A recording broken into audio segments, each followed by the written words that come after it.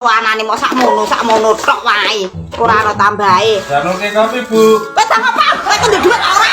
Duit ora bodoh kalau wedang-wedangan. Aku ngene iki wis gregetan perkara mikir kebutuhan iki aja wedok iki user golek. Kali lubang tutup lubang ora ora bodoh. Ana wedang barang.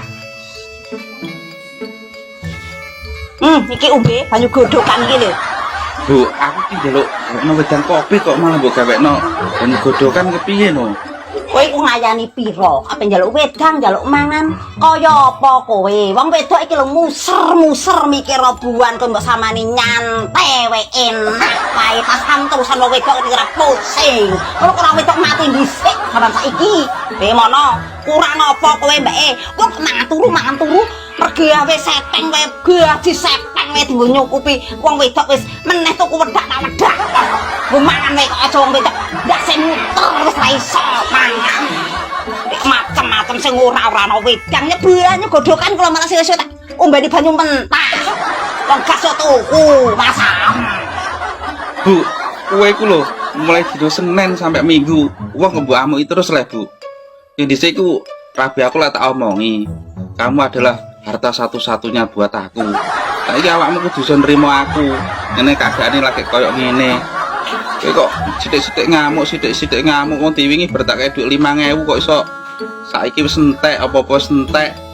Harta paling berharga teletok. Dhuwit 5.000 gak iki kok. Aduh saiki kok pasang dhuwit saiki ku gondro apa. Wong kok ora gaul iku kok temenanan kowe. Wong lanang macam apa? Bila saiki sekilo pira? Lombok saiki 2.000 gak oleh. Padahal 5.000 kok monggo dok-dokno iku pasang terusan. Lah iki wong aja muter sirahe wong wedok. Wis ra mbadok. Lho, lah kowe kok maduk 5.000 monggo gol-gol 5.000 monggo buah kok mamblek ngono. Aku wis rada dhuwit, Bu. Wis entek kabeh. Wis tak kekno awakmu kabeh. Ana wong mangan ora dikeki sego. Wong kucur nget-ngetan yo dikekno wong. Wis mbah ngrasakno kowe, Bu. Lah ya wong ngurusi kowe suwe malah stres. Aku pengen mbah. Lah wong dhuwit ame dhuwit. Dicaluki dhuwit ya metu kebrete. Wis ora doyan aku mbek kowe. Bojo bualek koyo ngono. Umbah. Ora ana sabune ya wis.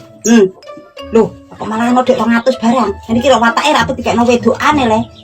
Lah wong ngono kok ati cocol iku lho. Ana tuwa nek kok kuat kok.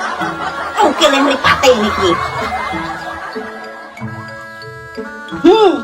Duit tak jaluk ora mbok kekno, malah HP mbok kekno wedokan ngene iki wong kelakuan apa-apa.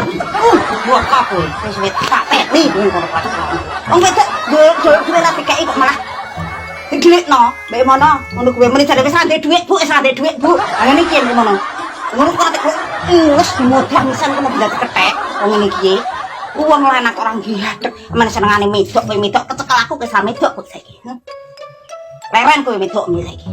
Kang ngono terus ketok manu kowe ngerti terus-terusno. Itu kan jawab aku piye mbek itu nang muni.